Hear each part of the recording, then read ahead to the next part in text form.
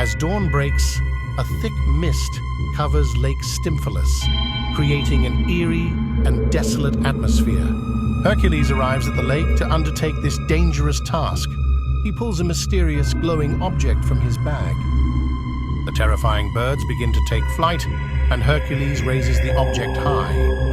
As the intense light spreads, the birds scatter in fear. Hercules uses the light to drive the birds away, illuminating every corner of the lake. The lake returns to peace, and Hercules stands at the bow smiling in relief.